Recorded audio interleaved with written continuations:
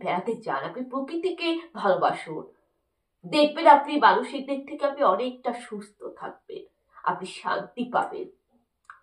আর প্রকৃতিকে কেন ভালোবাসতে বলেছি, তার কারণ প্রকৃতি যদি না থাকে আমার মানুষ জাতি মরে যাব। কারণ মানুষের বেঁচে থাকার জন্য খাদ্য, জল, বায়ু, বাতাস থাকে, এবং জলকে দেয় গাছ দেয়। আপনি বলবেন জল কি করে গাছ দেয়? জল তো নদীর থেকে, পুকুর থেকে পাওয়া যায় না। গাছের একটা গুণ আছে, আপনারা বিজ্ঞান বই পড়বেন, পরিবেশ পরিচয় বই পড়বেন। গাছ বাতাসে আমাদের বায়ুমণ্ডলের জলীয় বাষ্পের পরিমাণ বাড়িয়ে দেয় বলে বৃষ্টিপাত হয়। সে বৃষ্টিটা কি হয়? নদীতে জমা হচ্ছে। নদীর জল কি করে? সূর্যের তাপে নদীর জলটা বাষ্প হয়ে মেঘ জমা হয়, মেঘ থেকে সৃষ্টি হয়। গাছ থাকে বলে কিন্তু অক্সিজেনটা আছে, গাছই তো অক্সিজেন দেয়। আর জলের মধ্যে কি থাকে? জলের মধ্যে অক্সিজেন আর হাইড্রোজেন থাকে। অক্সিজেন আর হাইড্রোজেন মিলিয়ে জলের উৎপত্তি। এটা আমি ফিজিক্স, রসায়ন বললাম, কেমিস্ট্রি। অক্সিজেন আর হাইড্রোজেন দিয়ে জলের উৎপত্তি। আর অক্সিজেনটা কে দিচ্ছে? গাছ। গাছ যদি অক্সিজেন ত্যাগ করে সেটাই আমরা গ্রহণ করি। আমাদের দেহে অক্সিজেন দরকার। যেদিন আমাদের দেহে অক্সিজেন থাকবে না সেদিন আমরা সোজা উপরে। এটা মাথায় রাখবেন।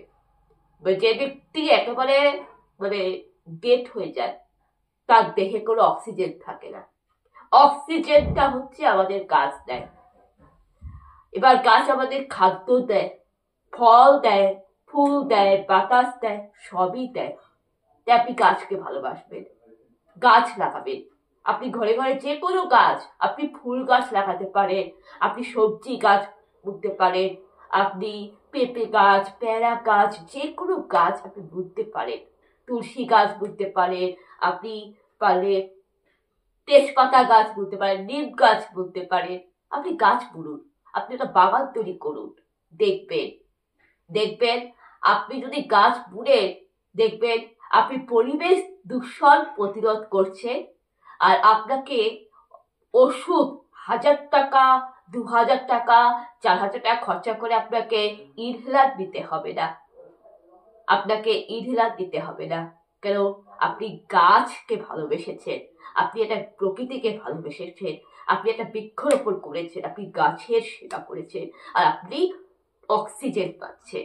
দেখবেন অনেক জায়গায়, দিল্লিতে দেখবেন প্রচুর পলিউশন, প্রচুর দূষণ। কেন? শহরে কলকাতা শহরে এত দূষণ কেন? শহরের রাস্তায় এত দূষণ কেন? আমাদের মাল বাজারেও দূষণ, এত পলিউশন কেন?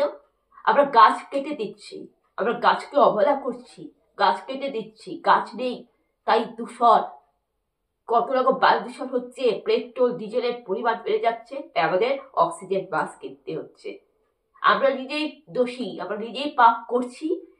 আর পাপ করে করে আমরা কি করছি? আমরা অসুস্থ হচ্ছি, তারপর আমরা ভগবানকে ডাকছি, ভগবান আমাকে সুস্থ করে দাও। ভগবান কি বিরক্ত হচ্ছে না? হচ্ছে তো। ভগবান ভাবতেছে, হ্যাঁ তুই নিজে পাপ করতেছিস, এখন আমার কাছে ডাকতে আসছিস। এটা করবেন না। আপনারা নিজে সৃষ্টি করুন, পরিবেশকে বাঁচান, এই পৃথিবীটাকে বাঁচান। আপনি যদি গাছকে ভালো না বাসেন, আপনি যদি গাছের সেবা না করেন, গাছকে নাই লাগান, তাহলে গাছ, আপনার পরিবেশ, আপনার এলাকা দূষিত হবে। আর যত দূষিত হবে তত কি হবে? পশু পাখি মারা যাবে। আর পশু পাখি মারা গেলে কি হবে? গাছপালাও, প্রকৃতি ধ্বংস হবে। আর প্রকৃতি যদি ঠিক মতো দূষিত হয়, প্রকৃতি যদি ভালো না থাকে, আপনি বাঁচতে পারবেন না। আর একটা মানুষ যদি একের পর মানুষ মরে যায়, মানব জাতি ধ্বংস, পৃথিবীটা ধ্বংস। ঈশ্বর পৃথিবীকে সৃষ্টি করেছে, ঈশ্বর প্রকৃতিকে সৃষ্টি করেছে, আর আমরা কি করছি? আমরা প্রকৃতিকে ধ্বংস করছি, মানব জাতি প্রকৃতিকে ধ্বংস করছে। তাই কাজে এখনো সময় আছে। নিজের ভুলটা স্বীকার করুন, পাপ স্বীকার করুন, সঠিক পথে চলার চেষ্টা করুন, প্রকৃতিকে ধ্বংসের হাত থেকে রক্ষা করুন, পরিবেশ রক্ষা করুন, প্রকৃতিকে ভালোবাসুন। আপনি যদি প্রকৃতিকে ভালোবাসতে না পারেন, তাহলে কিন্তু আপনি ঈশ্বরকে ভালোবাসতে পারবেন না। এই কাজে প্রকৃতিকে ভালোবাসুন। প্রকৃতি হচ্ছে ঈশ্বরের দ্বার।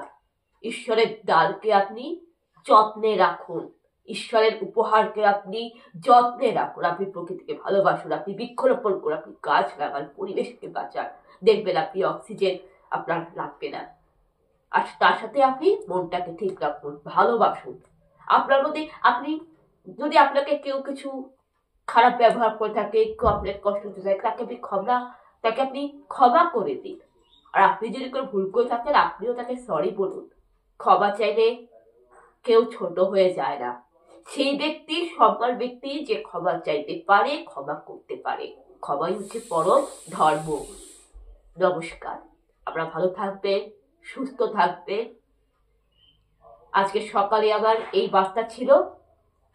সবাইকে অসংখ্য ধন্যবাদ। জয় যিশু।